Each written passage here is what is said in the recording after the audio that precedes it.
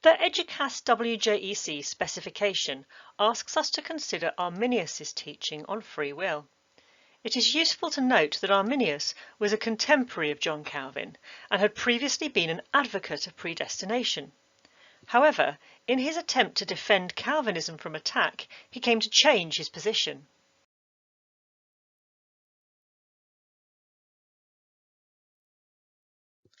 Arminius did not outright reject predestination. It is a common error for people to argue that one must either argue for predestination or for free will, but one cannot believe both. All the scholars in this part of the specification argue for some form of both concepts and tend to emphasize one over the other. Arminius did reject the Calvinistic understanding of predestination. He argued that Calvinism made human beings into automatons and God into a tyrant. He saw that Scripture spoke both of God's predestination and the ability of humans to choose. Arminius was asked to clarify his teaching and did so in the Declaration of Sentiments. Here he argued that salvation is completely dependent upon Christ. He went on to state that election and reprobation are conditional upon the free choice of humans to have faith in God or to reject him. God knows what people will choose, but he does not force human decision.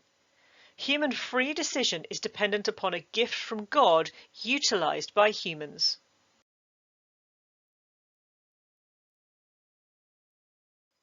Arminius agreed that humanity is tainted by original sin that deprives them of goodness.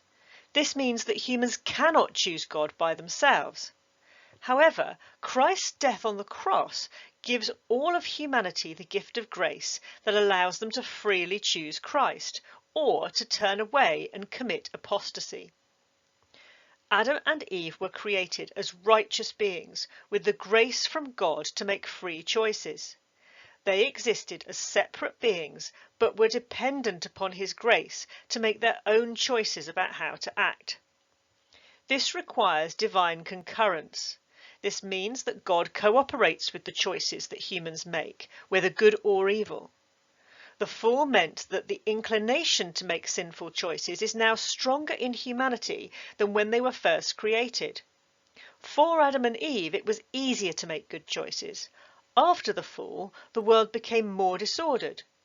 God permits this sin and allows it or cooperates with it, but does not approve of it.